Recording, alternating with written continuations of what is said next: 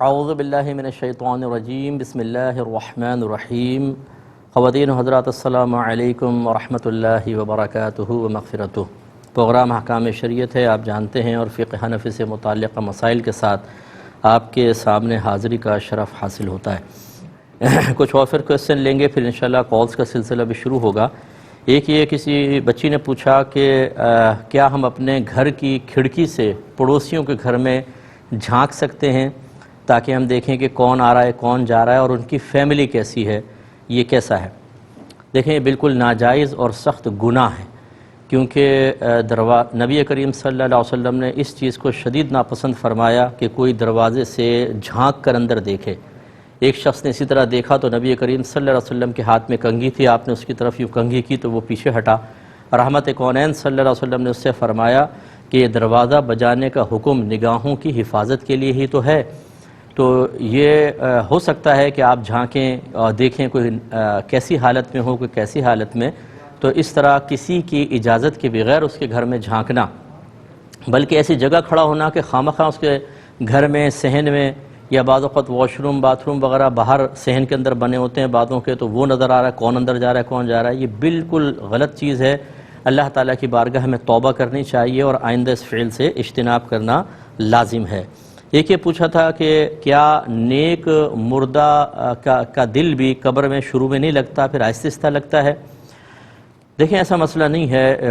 ہم لوگ موت کو بہت ہی زیادہ عجیب و غریب، چونکہ ہم نے چند باتیں سنی ہوتی ہیں عذابات کے بارے میں اور دیگر چیزوں کے بارے میں، تو ہم سمجھتے ہیں شاید مرنے کے بعد بہت ہی سخت معاملات ہیں۔ ایسا نہیں ہوتا۔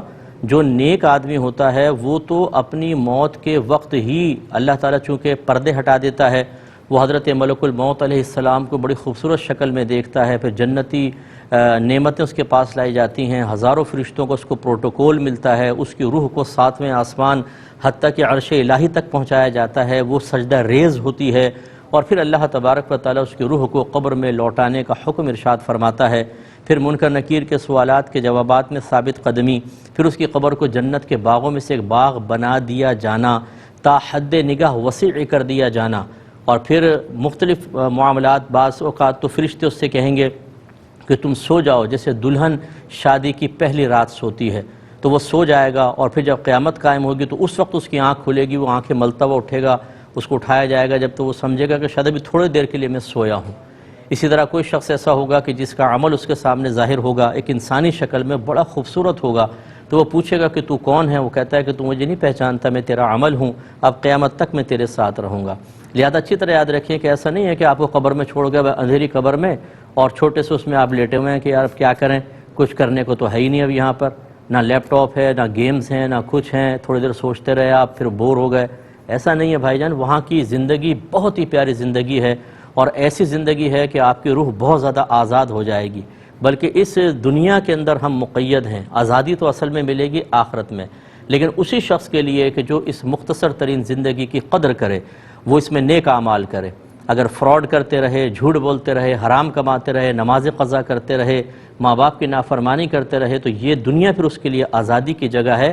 مرنے کے بعد ہو سکتا ہے کہ اللہ تعالیٰ اس کو ایسی پابندی میں رکھے کہ پھر یہ نہیں ہے کہ کچھ عرصے بعد گناہگار کا دل لگ جاتا ہے، دل لگنے کی تو بات ہی نہیں ہے، پھر جو عذابات ہوں گے وہ تو دل لگنے ہی نہیں دیں گے۔ اللہ تعالیٰ ہم سب کو اس سے محفوظ فرمائے۔ ایک ہی کہتے ہیں کہ پہلے کال لیتے ہیں۔ السلام علیکم۔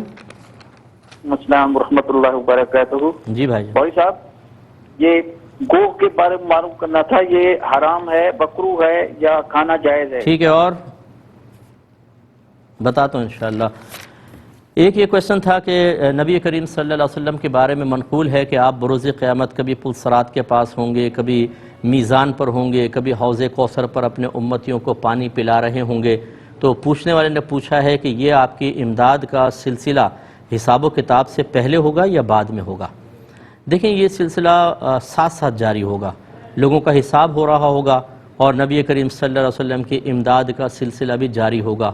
کوئی تو ایسا ہوگا کہ ابھی میزان پر اس کا حساب ہو رہا ہوگا، نیکیاں تولی جا رہی ہوں گی تو سرکار وہاں اس کی مدد فرمائیں گے۔ کوئی ایسا ہوگا ابھی پہنچا ہے وہ میدان محشر میں، ابھی حساب شروع نہیں ہوا، اس کو پیاس لگ رہی ہے، سرکار حوض کوثر سے پانی پلائیں گے۔ کوئی ایسا ہوگا کہ نام اعمال سیدھے ہاتھ میں مل گیا، پل صراط سے پار ہو رہا ہے، وہ ایک مسئلہ اس کے لیے اس کی امداد فرمائیں گے۔ تو یہ ساتھ ساتھ سلسلے چل رہے ہوں گے۔ ایک یہ بہن نے پوچھا ہے کہ نقلی پلکیں لگانا شرعاً جائز ہے کہ نہیں؟ دیکھیں اگر تو یہ کسی انسان کی ہی بنائی گئی ہیں، نقلی پلکوں سے مراد دوسرے کی پلکیں، اگر وہ بال انسانی بال استعمال کیے گئے ہیں تو پھر تو یہ ناجائز ہے، اور انسانی بال نہ ہوں کسی اور میٹیریل سے اس کو تیار کیا گیا ہو تو پھر اس میں نیت کا دخل دیکھا جائے گا۔ اگر تو مردوں کو دکھانے کی نیت ہے فرض کر لیں، یا کسی کو دھوکہ دینے کی نیت ہے فرض کر لیں، ویسے تو عورتیں اچھی طرح پہچانتی ہیں کہ ایک چیز کو، لیکن کسی کا رشتہ آیا اور اس نے اپنے آپ کو تھوڑا بنا سنوار کر اور ایسی چیز استعمال کی کہ پتہ لگے کہ اصلی ہے، ایسے لگ رہی ہے، اور تاکہ اس چیز کو اس سے خوبصورتی بڑھ جائے اور میری رشتے ہو جائیں۔ اگر یہ دھوکہ دینا مقصود ہو، اگر مردوں کو دکھانا مقصود ہو، پھر بھی شرعاً جائز نہیں۔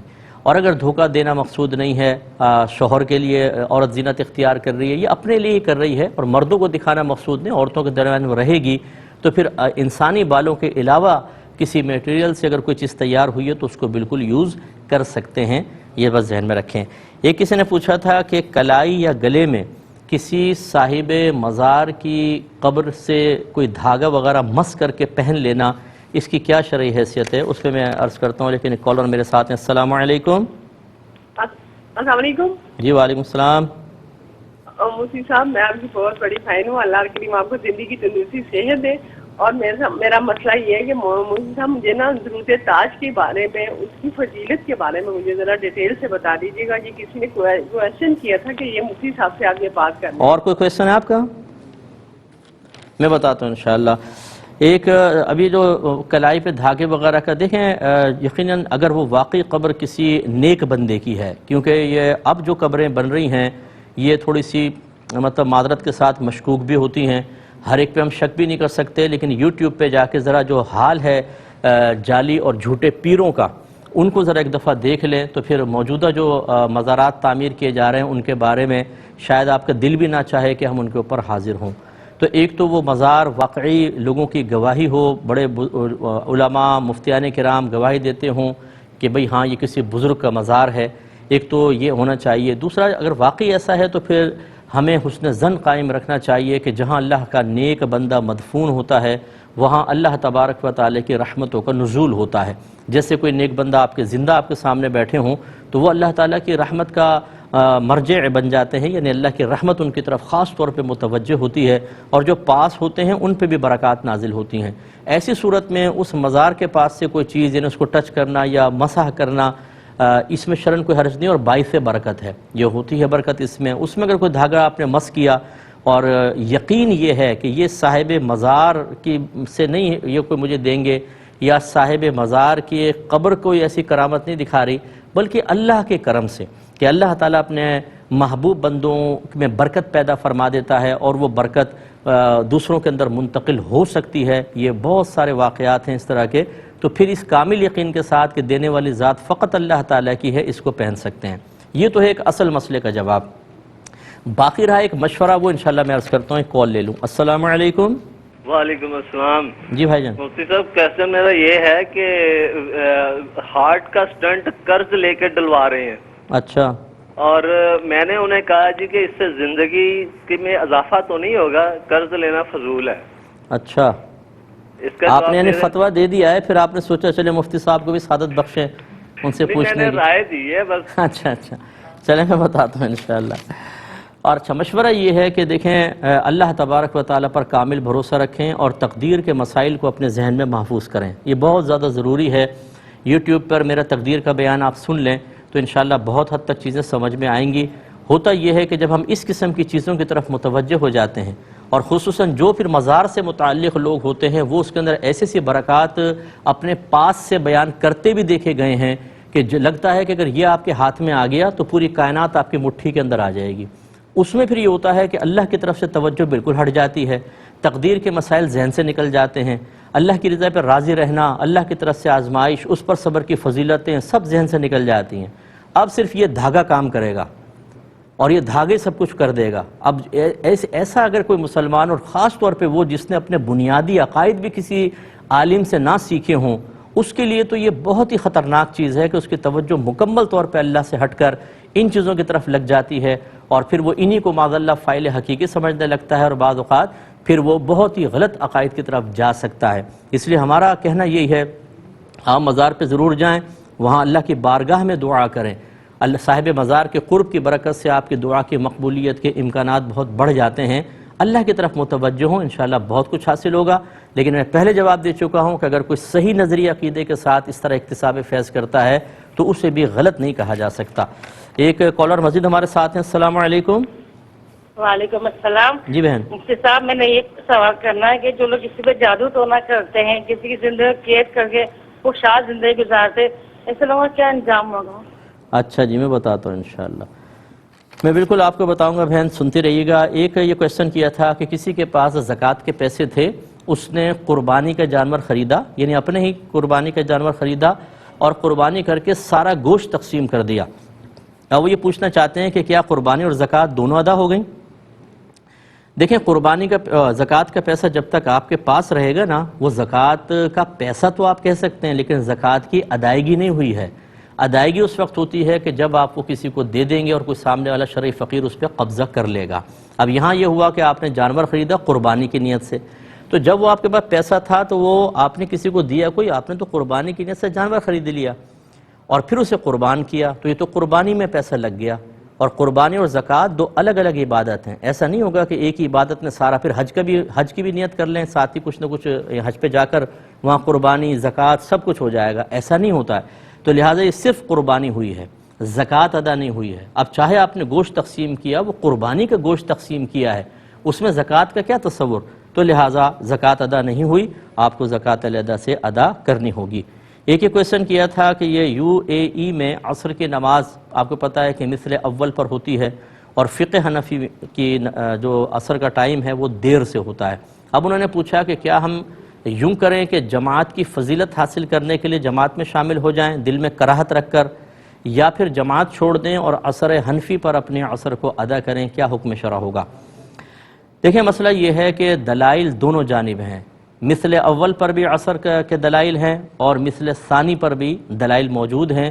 امام اعظم ابو حنیفہ رضی اللہ تعالی عنہ جو دو مثل سایہ ہو جاتا ہے، اس کے بعد یعنی دو مثل سایہ ہونے کے بعد جو سایہ اصلی کے علاوہ ہو پھر عصر مانتے ہیں، جبکہ آپ کے دونوں شاگرد جن کو صاحبین کہتے ہیں، امام ابو یوسف اور امام محمد رضی اللہ تعالی عنہما، وہ مثل اول کے اوپر عصر مانتے ہیں. یہ بس ذہن میں رکھیں. باقی جواب کمپلیٹ کروں گا ایک مختصر سے بریک کے بعد. بسم اللہ الرحمن الرحیم. پہلے کال لیتے ہیں پھر جواب. السلام علیکم.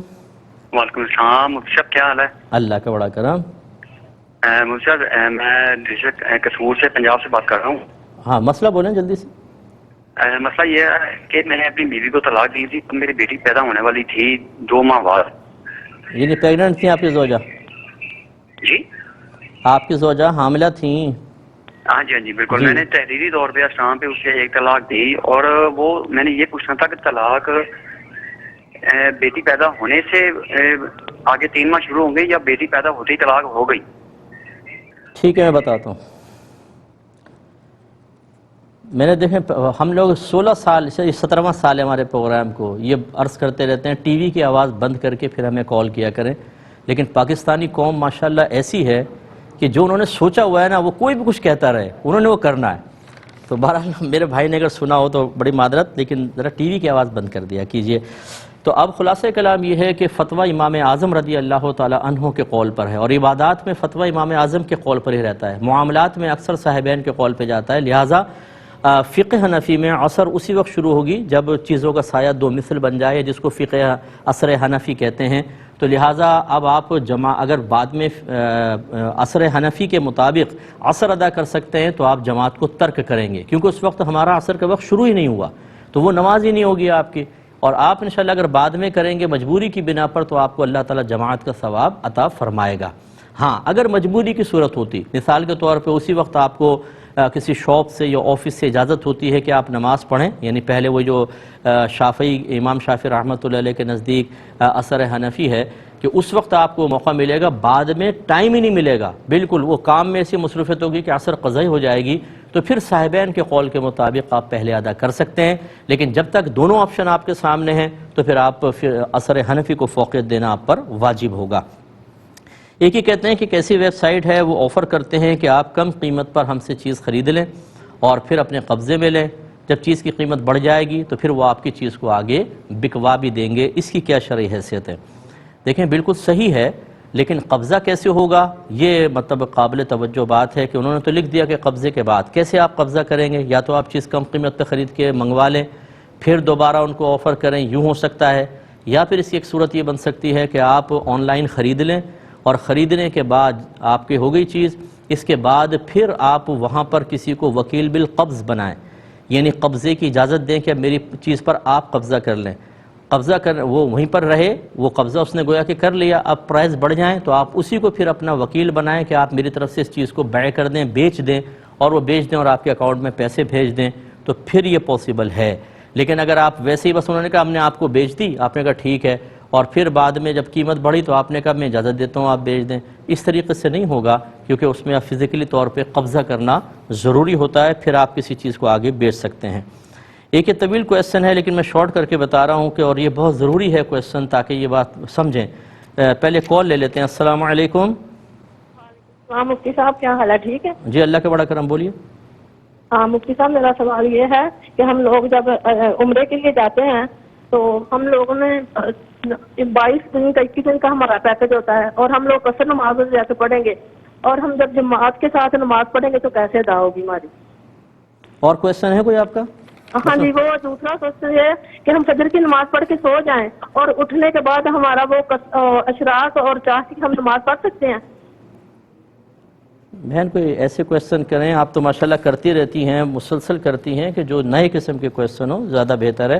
میں ہر ایک کویسچن نہیں کہتا ہوں، لیکن آپ لوگ پرانے ہیں چونکہ بار بار کرتے رہتے ہیں کال، اور مسلسل ہر پروگرام میں آپ لوگوں کی کال ہوتی ہے، تو اس لیے نئے سوال لے کر آیا کریں۔ یہ ایک کویسچن ایک بہن نے پوچھا، وہ کہتی ہیں کہ میں ایک زوجہ ہوں اور میرے شوہر مجھے یہ کہتے ہیں کہ جب تک شوہر بیوی سے خوش نہ ہو عورت جنت میں نہیں جا سکتی۔ اچھا، اب وہ کرتے یہ ہیں میرے شوہر کہ وہ کبھی مجھ سے خوش ہی نہیں رہتے، کیونکہ وہ نہیں چاہتے کہ میں جنت میں چلی جاؤں، تو لہٰذا اس میں انہوں نے جو کہانی لکھی ہے پوری وہ یہ کہ ہر کام میں میرے نقص نکالتے ہیں، مجھے بات بات پہ جھوٹا ثابت کرتے ہیں، اگر میں نماز پڑھنے بھی لگوں تو کہتے ہیں پہلے میں نماز پڑھوں گا پھر تم نماز پڑھو گی، اور وہ کہتے ہیں کہ اگر میں خوش ہو گیا تو تم جنت میں چلی جاؤ گی۔ تو وہ کہتی ہیں کہ کیا اب میری جنت میں نجات اور میری نجات اور جنت میں داخلہ کیا یہ شوہر کی رضا پر ہی موقوف ہے؟ اس کو خوش کرنے پر میں جو فرائض پورے کر رہی ہوں اور جو میں نیک اعمال کر رہی ہوں ان کی کوئی اللہ کی بارگاہ میں قدر و قیمت نہیں ہے؟ اس کا کیا جواب ہے؟ دیکھیں، ایک تو میٹھا میٹھا شکوہ میں عرض کر دوں کہ ہمیں دین کی ABC نہیں آتی، لیکن جہاں اپنے مطلب کے مسائل نکل رہے ہوں وہاں پر ہم پورے دین کے اندر غرق ہونے کی کوشش کرتے ہیں اور اس میں بھی اکثر ٹھوکر کھاتے ہیں۔ ویسے دین کبھی یاد نہیں آئے گا، لیکن اگر میری وراثت کوئی دوبارہ ہوگا تو مجھے دین یاد آئے گا۔ ویسے ماں باپ اپنے اولاد کو دین نہیں سکھائیں گے، لیکن اولاد بدتمیزی کرے یا ماں باپ کو پیسہ نہ دے تو پھر ماں باپ کو دین بہت یاد آتا ہے۔ بہو کو کبھی دین یاد نہیں آئے گا، لیکن ساس زیادتی کرے تو وہ پوچھے گی مجھ سے میرا کیا شرعی طور پہ حق ہے۔ یہی شوہر بیوی کا معاملہ اور یہی ساسوں کا معاملہ ہے کہ بہو پر کیا کیا چیزیں فرض ہیں، کیا واجب، اسی وقت پوچھیں گے کہ جب ان کو کسی ان کے مفادات پر ضرب لگ رہی ہوگی۔ تو یہ ہر ایک کے ساتھ نہیں ہوتا، لیکن اکثر ہوتا ہے، کیونکہ میری تو یہ فیلڈ ہے، 30 سال ہو گئے کام کرتے ہوئے، کہ ہم وہیں پر دین کی طرف مائل ہوتے ہیں یا دین کو فوقیت دیتے ہیں جہاں اپنا کوئی فائدہ نکل رہا ہو یا فائدہ حاصل کرنا مقصود ہو۔ اب جیسے یہ شوہر نامدار، یہ اس بات کا مفہوم کہ شوہر خوش ہوگا تو عورت جنت میں جائے گی ورنہ نہیں، اس کا مطلب کیا ہے؟ اس کا مطلب یہ ہے کہ آپ بیوی کو ہمیشہ اس سے ناراض رہیں، اس کی ہر چیز میں عیب نکالیں، یہ ثابت کرنے کے لیے کہ میں خوشی نہیں ہوں، جب خوش نہیں ہوں تو تم جنت میں جا سکتی، لہٰذا مزید میری خدمت کرو۔ یہ ایموشنلی بلیک میلنگ سخت گناہ ہے۔ خوش کرنے کا بس مفہوم یہ ہے کہ عورت شوہر کی نافرمانی نہ کرے، یعنی اگر وہ جسمانی تعلق کے لیے بلائے تو بالکل منع نہ کرے، اور باقی یہ کہ کسی بھی طریقے سے اس کو ہرٹ نہ کرے، بدتمیزی کرنا، لہجہ سخت رکھنا یا اونچی آواز میں بات کرنا یا شوہر کو مارنا پیٹنا یا کوئی احسان کیا تو احسان جتانا، بس یہ چیزیں ہیں۔ یعنی شوہر کو کسی طریقے سے اپنے عمل سے، برے عمل سے ناراض نہ کرے۔ باقی یہ کہ ہر طرح خوش رکھنے کی کوشش کرنا، اس میں اپنے آپ کو پورا ختم کر دینا، اس کا شریعت کی طرف سے کوئی مطالبہ نہیں ہے۔ میں بارہا آپ کو مسئلے بتا چکا ہوں کہ عورت پر گھر کا کام کرنا بھی واجب نہیں ہے، نہ شوہر کے ہاتھ پاؤں دبانا، نہ اس کی چائے بنانا، نہ اس کا کھانا بنانا، نہ کپڑے استری کرنا، نہ جھاڑو پوچھا کرنا۔ ہاں اگر عورت کرے تو بہت اچھی بات ہے، بی بی فاطمہ رضی اللہ تعالی عنہا یہ سب کام اپنے ہاتھ سے کرتی رہی ہیں، لیکن شریعت نے واجب قرار نہیں دیے۔ تو خلاصہ کلام یہ ہے کہ آپ کے شوہر جو اس وقت کردار ادا کر رہے ہیں وہ بالکل غلط کر رہے ہیں، اور جتنے شوہر حضرات میری بات کو سن رہے ہیں آپ کو اللہ تعالیٰ نے اگر حاکم بنایا ہے تو اس کا مطلب یہ نہیں ہے کہ آپ ایک برے حاکم بنیں اور بیوی کو ایک نوکر سمجھیں یا اس کو پاؤں کی جوتی سمجھیں یا اس کو مطلب یہ کہ ایموشنلی بلیک میل کر کے اور اپنے مطلب کے اس میں تو آپ کو یہ حدیث یاد آ گئی یا یہ روایت یا سنا ہوا قول یاد آ گیا کہ شوہر خوش نہ ہو تم جنت میں نہیں جاؤ گی، اور یہ نہیں آپ نے سیکھا کہ اللہ تعالیٰ خوش نہ ہو تو آپ کیسے جنت میں چلے جائیں گے، یا آپ جو کر رہے ہیں وہ اللہ کی ناراضگی اس کے رسول کی ناراضگی والے کام ہیں یا نہیں ہیں۔ تو خلاصہ کلام یہ ہے کہ عورت کو چاہیے کہ شوہر کی کوئی نافرمانی نہ کرے، جو شریعت کے دائرے میں رہ کے حکم ہے ٹھیک ہے مان لیں، اور کوئی بدتمیزی نہیں ہونی چاہیے، شوہر کو کسی طرح اس کی دل آزاری نہیں ہونی چاہیے۔ باقی یہ کہ آپ کام کرنا چاہیں تو بہت اچھی بات ہے، اور بالکل بلیک میل ہونے کی ضرورت نہیں، نہ شوہر کو کرنا چاہیے۔ بیوی اچھا ہے خدمت کرے، بہت اچھی بات ہے، ہمارے گھر والے پورا کام کرتے ہیں، سب کا اکثر گھروں میں ایسا ہی ہوتا ہے، لیکن کوئی ہمارے ہاں زبردستی نہیں ہوتی ہے، کام کیا تو ہم احسان مانیں گے، یہ چیز ہونی چاہیے۔ آپ کے شوہر جو ابھی کر رہے ہیں یا اس قسم کا کوئی بھی شوہر میری بات سن رہا ہے، غصہ تو بہت آئے گا کہ یہ کیا، اگر بیوی بھی سن رہی ہوگی نا ساتھ میں تو اور پریشان ہو جائیں گے کہ میں نے جو اتنے عرصے سے کسی کو غلط بات کہہ کے قابو میں کیا ہوا تھا، آج تو یہ بے قابو ہو جائے گی مفتی صاحب کی بات سن کر، تو وہ آئندہ کہے گا حکام شریعت ہی نہ دیکھو، کیونکہ ہمارا ٹھیکہ چلنا چاہیے۔ لیکن یہ نہیں سوچتے کہ اگر آپ نے ہمارے پروگرام سے کچھ سیکھ لیا اور اللہ کی بارگاہ میں توبہ کر لی تو جنت کا راستہ آسان ہوگا۔ اگر پروگرام نہیں دیکھیں گے سیکھیں گے نہیں تو کیا مطلب اللہ تعالیٰ آپ کی مرضی کے مطابق ڈھل کر ہر چیز آپ کی مرضی کے مطابق عطا کرے گا؟ یہ کہاں سے آپ نے سیکھ لیا؟ نتیجہ نکلے گا کہ آپ اصلاح قبول نہیں کر رہے، اصلاح والی تمام ذرائع اسباب آپ نے ختم کر دیے، اب جب آپ مریں گے تو پتہ چلے گا کہ آپ نے تو ظلم ظلم ظلم کیا تھا۔ کسی کی بچی کو اس طرح بار بار ڈس ہارٹ کرنا یہ کس طرح جائز ہو سکتا ہے؟ کسی کی بیٹی کے ساتھ ایسا معاملہ کرنا کیسے جائز ہو سکتا ہے؟ اگر یہی طرز عمل جو آپ اختیار کر رہے ہیں آپ کا داماد آپ کی بیٹی کے ساتھ کرے یا آپ کا بہنوئی آپ کی بہن کے ساتھ کرے اور اس کو بار بار اس کا خون خشک کرتا رہے، اسے جہنم کی وعیدیں سناتا رہے، اس سے بیجا خدمتیں لیتا رہے، تو پھر آپ کے قلب کی کیفیت کیا ہوگی؟ تو بس جیسے اپنی بیٹی اور اپنی بہن کے لیے آپ کے جذبات ہیں، ایسے ہی اپنی زوجہ جو کسی کی بیٹی کسی کی بہن ہے اس کے لیے بھی ہونے چاہیے۔ تو میرا مشورہ یہ ہوگا کہ دین سیکھیں خدارا، کہ میرے کتنے فرائض ہیں اور مجھ پر کتنے فرائض ہیں، اور اسی طرح بیوی کو بھی سیکھنے چاہیے تاکہ کوئی بھی غلطی نہ کرے۔ لیکن بہرحال یہاں پہ شوہر جو ہے بہت ہی غیر مناسب رویہ اختیار کر رہے ہیں، اور جیسے میں نے آپ کو عرض کیا کہ اگر بیوی فرما بردار ہے تو اس کے نیک عمل اور اپنے فرائض کی تکمیل انشاءاللہ اس کی نجات کے لیے کافی ہیں۔ ایک اور ہمارے ساتھ ہیں، السلام علیکم۔ السلام علیکم مفتی صاحب۔ جی وعلیکم السلام۔ مفتی صاحب میرا سوال یہ ہے کہ ایک شخص نے ہاؤس بلڈنگ سے قرضہ لے کر مکان بنوایا، وہ قسطیں دیتا رہا تھا، کافی دے چکا تھا، لیکن پھر اس کا انتقال ہو گیا۔ اب ورثہ کیا کریں؟ کیا وہ اس سودی معاملے کو جاری رکھیں یا وہ ان پر واجب ہے کہ وہ اس معاملے کو ختم کریں اور مکان واپس کریں بینک کو؟ ایک کویشچن یہ کیا تھا کہ ایک شخص نے یہ کویشچن کیا ہے کہ میرا نکاح ہوا تو مجھ سے تو مولوی صاحب نے سب مطلب میرا بیوی کا نام لیا، اس کے والد کا نام لیا، مہر کا ذکر کیا اور کلمے وغیرہ پڑھائے، لیکن میری بیوی سے جب وہ جا کر انہوں نے یعنی جو وائف ہونے والی تھیں ان کو کلمے وغیرہ تو پڑھائے لیکن ان سے اجازت طلب نہیں کی، یعنی میرا نام نہیں لیا، میرے والد کا نام نہیں لیا، مہر کا ذکر نہیں کیا اور آ کے بس کا نکاح پڑھا دیا، نکاح ہو گیا کہ نہیں ہوا۔ دیکھیں یہ سمجھ لیجئے کہ جو وکیل یہ ہوتا ہے نا، قاضی صاحب خود جا کر لیں یا کسی کو آپ وکیل بنا کر بھیجتے ہیں، اگر قاضی صاحب خود جائیں گے تو وہ قاضی بھی ہے وکیل بھی ہے، یا کوئی دوسرا آدمی جاتا ہے، اسے لڑکی سے اجازت لینی ہوتی ہے کہ کیا آپ اجازت دیتی ہیں کہ آپ کا نکاح فلاں بن فلاں سے اتنے حق مہر کے عوض میں کر دیا جائے؟ لڑکی کہے کر دیا جائے تو بس یہ اجازت ہو گئی۔ اب یہ اجازت ہے، ایجاب نہیں ہے۔ اب یہ محفل میں آ کر جب وہ قاضی یا وکیل یہ کہتا ہے لڑکے سے کہ میں اپنی موکلہ کا نکاح آپ سے اتنے حق مہر کے عوض میں کرتا ہوں، آپ نے قبول کیا، یہ جو اس نے بولا ہے یہ ہے ایجاب، اور جب لڑکا کہتا ہے قبول کیا تو یہ ہے قبول۔ تو لڑکی کی اجازت پہلے درکار ہوتی ہے۔ اب اس میں جو سچویشن سمجھ میں آئی وہ یہ ہے کہ مولوی صاحب نے لڑکی سے اجازت نہیں لی باقاعدہ اور آ کر انہوں نے نکاح پڑھا دیا، اور یاد رکھیں کہ جب اجازت نہ لیں اور کوئی غیر آ کے نکاح پڑھا دے، نکاح ہو جاتا ہے، اس کو نکاح فضولی کہتے ہیں، اور یہ لڑکی کی اب اجازت پر موقوف ہے۔ اب اگر وہ مطلب لڑکی کوئی منع نہ کرے، رخصتی ہو گئی چلی گئی، تو یہ اس کی زبان سے تو نہیں لیکن عمل کے ذریعے اجازت ہوگی، نکاح ہو جائے گا لیکن خلاف سنت ہوگا۔ اس پر تھوڑا سا تبصرہ اور کروں گا لیکن مختصر سے بریک کے بعد۔ بسم اللہ الرحمن الرحیم۔ تو یہ میں آپ سے گزارش کر رہا تھا کہ یہ مولوی صاحب جو تھے انہوں نے لڑکی سے اجازت نہیں لی، کلمے پڑھائے اور آ کر لڑکے سے قبول کروا لیا، یہ نکاح فضولی ہوا۔ فضولی اس شخص کو کہتے ہیں جس کو آپ نے تصرف کی اجازت نہ دی ہو اور آپ کی اجازت کے بغیر وہ تصرف کر لے۔ جیسے میں آپ کی چیز بغیر آپ کی اجازت کے کسی کو بیچ دوں، یہ بیع فضولی کہلائے گی، یہ اصل مالک کی اجازت پر موقوف ہوگی۔ اسی طرح نکاح کسی کا کسی سے پڑھا دیا اس شخص کی اجازت کے بغیر، یہ نکاح فضولی کہلاتا ہے، اس شخص کی اجازت پر موقوف ہوگا اور یہ خلاف سنت ہوگا۔ لہٰذا جب آپ کسی کو نکاح پڑھانے کے لیے لے کر آئیں تو ہر شخص ایسے عام آدمی کو نہ لے آیا کریں جیسے ان صاحب کو پتہ ہی نہیں تھا کہ کیسے نکاح پڑھانا ہے، بلکہ واقعی جو صحیح صاحب علم ہوں ان سے نکاح پڑھایا کریں۔ ایک بھائی نے پوچھا یہ غسل کا سنت کے مطابق طریقہ کیا ہوتا ہے؟ دیکھیں اس کا طریقہ یہ ہے کہ سب سے پہلے اگر آپ نے غسل جنابت کرنا ہے تو پاکی کی نیت حاضر کریں، اور ویسے اگر کرنا ہے تو اگر جمعہ کا کر رہے ہیں تو جمعے کی سنت کی ادائیگی کی نیت کریں، اور نیت زبان سے نہیں کرنی ہوتی، صرف دل کے پختہ ارادے کو نیت کہتے ہیں۔ لہٰذا ایسا نہیں کہ آپ واش روم میں پہنچ گئے، کپڑے اتار دیے اور اب نیت کے الفاظ زبان سے ادا کر رہے ہیں۔ جب انسان ستر کھول دے تو کلام کرنا بالکل منع ہو جاتا ہے۔ پھر اپنے دونوں ہاتھ پہنچوں تک دھوئیں، پھر جسم پر اگر کہیں نجاست وغیرہ لگی ہے اسے دور کریں، اپنے مقام ستر کو دھوئیں۔ اس کے بعد بالکل نماز کی طرح کا وضو کریں، اس کے بعد پورے جسم پر تیل کی طرح پانی کو مل لیں اچھی طرح تاکہ کوئی بعد میں جگہ خشک نہ رہ جائے۔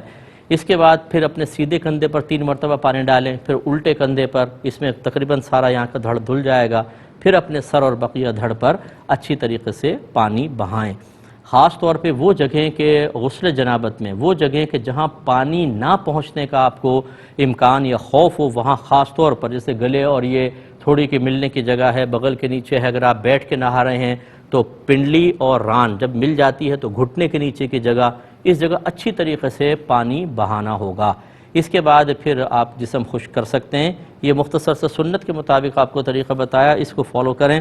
اگر کوئی شاور کے نیچے نہا رہا ہے اور اس کو اس طرح ترتیب کو نہ کرے بلکہ ویسے ایک دم پانی پورے بدن پہ بہا لے تو اس کی سنت ادا ہو جائے گی۔ ایسی سوئمنگ پول میں کوئی اترتا ہے، 1-2 ڈبکی لگائے، تھوڑا سا حرکت کرے، تمام سنت ایک ساتھ ادا ہو جائیں گی، اس کا غسل کمپلیٹ ہو جائے گا۔ ہاں یہ کہ کلی کرنا اور ناک میں پانی چڑھانا، یہ وضو اگر اس نے پہلے کیا ہوا ہے تو یہ دونوں اس میں پورے ہو جائیں گے، ورنہ باہر نکل کے یہ 2 فرائض علیحدہ سے پورے کر لیں۔ ایک انہوں نے کہا کہ میں نے کسی بزرگ سے سنا ہے کہ بغیر کپڑوں کے غسل نہیں ہوتا ہے، یعنی ستر ڈھکا ہونا چاہیے تب غسل ہوتا ہے ورنہ نہیں ہوتا۔ پہلی بات تو یہ کہ دیکھیں ہر ایک کو بزرگی کا سرٹیفکیٹ نہ ایسے عام جاری کرنے کی کوشش نہ کریں، جو جہاں پہ لیا ایک فارم فل کیا اور آپ نے ٹھپا لگایا اور بزرگی کا سرٹیفکیٹ دے دیا، ایسے لوگ بزرگ نہیں ہوتے۔ جیسے یہ جس کو آپ بزرگ کہہ رہے ہیں اس نے بالکل غلط مسئلہ بتایا، اب آتا جاتا کچھ نہیں ہے، لیکن ہم جیسے عوام الناس جیسے آپ جیسے لوگ جو ہیں وہ بزرگ بنا دیتے ہیں، جن کو نہ کچھ علم ہوتا ہے، کلمہ تک سے ہی پڑھنا نہیں آئے گا، غسل کے فرائض تک ان کو پتہ نہیں ہے، اور ہم بس داڑھی دیکھی، گلے میں مالائیں دیکھیں، ہاتھ میں ڈنڈا دیکھا، انگلیاں میں انگوٹھیاں دیکھیں، صاحب بن گئے، یہ تو بزرگ بن گئے۔ اس سے کس بزرگی کا کہاں سے تعلق ہو گیا؟ اِنَّا أَكْرَمَكُمْ عِنْدَ اللَّهِ أَتْقَاكُمْ، بے شک اللہ تعالیٰ فرماتا ہے کہ بے شک تم میں سے اللہ کی بارگاہ میں سب سے زیادہ عزت والا وہ ہے جو تم میں سب سے زیادہ صاحب تقویٰ ہے، اور تقویٰ پرہیزگاری علم کے بغیر نہیں آ سکتی۔ لہذا صاحب علم اور صاحب تقویٰ بعمل آدمی، ان سے مسئلہ پوچھیں، اور خصوصاً مفتیان کرام سے یا ان سے نیچے درجہ پھر علماء کرام جو واقعی مسائل کو جانتے ہیں ان سے پوچھیں۔ اب انہوں نے غلط مسئلہ بتایا اور آپ کہہ رہے ہیں میں نے ایک بزرگ سے سنا ہے، یعنی آپ کے نزدیک ہر داڑھی والا بزرگ ہے۔ ایک خاتون نے مسئلہ پوچھا کہ جی میرے شوہر نے 3 طلاقیں دے دی، میری ساس جو تھی وہ ایک مسجد میں چلی گئی، وہاں ایک مولوی صاحب نظر آ گئے، ان سے پوچھا بھی میرے بیٹے نے 3 طلاقیں دے دی ہیں کیا کروں؟ اس نے کہا 60 مسکینوں کو کھانا کھلا دیں سب ختم ہو جائے گا۔ انہوں نے کہا 60 مسکینوں کا کھانا کھلا دیا، ہمارے گھر پہ آ کے بتایا، وہ بچی کہتی ہے کہ ہم سب جاہل تھے، میں چلی گئی اور کئی سال ساتھ رہی ہوں، اب پتہ چلا ہے کہ یہ تو مسئلہ ہی غلط بتایا گیا تھا۔ اب یہ ہوتا ہے مسجد میں کوئی خادم صاحب مؤذن صاحب بھی ہوں گے نا داڑھی والے تو وہ عالم ہے ہمارے نزدیک، کیونکہ مسجد میں ہے۔ ایسا نہیں ہوتا ہے، آپ چلتے پھرتے کسی بھی کالے کوٹ والے کو اپنا کیس دے دیں گے، یا ہر جو ہاسپٹل کے اندر آپ کو آدمی نظر آئے گا وہ ڈاکٹر ضرور ہوگا؟ یہ چیزیں ذرا سوچیں تو کریں۔ تو خلاصہ کلام یہ ہے کہ یہ کوئی سنت نہیں ہے، یہ جو انہوں نے بتایا اور بالکل غلط مسئلہ بتایا ہے۔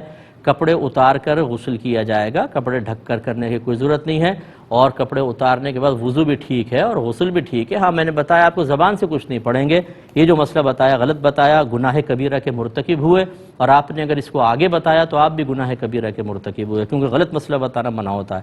یہ آج کے مسائل جلدی میں کرتا ہوں۔ گوہ کے بارے میں پوچھا، لیزرڈ جس کو چھپکلی کہتے ہیں، بڑی چھپکلی، اس کا کھانا جائز ہے، لیکن میرے آقا صلی اللہ علیہ وسلم نے اپنے لیے کھانا اس کو ناپسند فرمایا. جب آپ کی خدمت میں گوہ پیش ہوئی تو آپ نے فرمایا میں اس کو حرام نہیں کہتا ہوں لیکن اس کے کھانے کو ناپسند رکھتا ہوں, تو لہٰذا یہ ناپسندیدہ چیزیں کھا سکتے ہیں.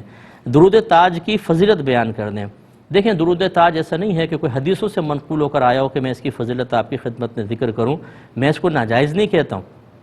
جو بھی آپ درود کا صیغہ بنائیں, درود کے کلمات بنائیں, وہ بنا سکتے ہیں آپ. یہ کہنا نہیں درود ابراہیمی پڑھو, یہ بھی غلط ہوتا ہے. لیکن اب خود بنا کر پھر کچھ فضیلتیں اس کے ساتھ وابستہ کر دینا, یہ بھی ٹھیک نہیں ہوتا. آپ درود پاک پڑھیں, بہت اچھی بات ہے.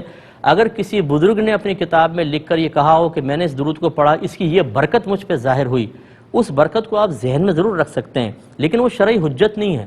ہمارے لیے قرآن اور حدیث شرعی حجت ہے. کسی وظیفے کی فضیلت قرآن اور حدیث میں ہوگی تو ہم قبول کریں گے, باقی کسی چیز کو قبول کرنا نہ کرنا یہ دونوں کا ہمیں اختیار ہوتا ہے, ٹھیک ہے نا. تو اس لیے درود تاج کی فضیلت آپ پڑھیں, برکت ہوگی انشاءاللہ, اور درود کا آپ کو ثواب ملے گا.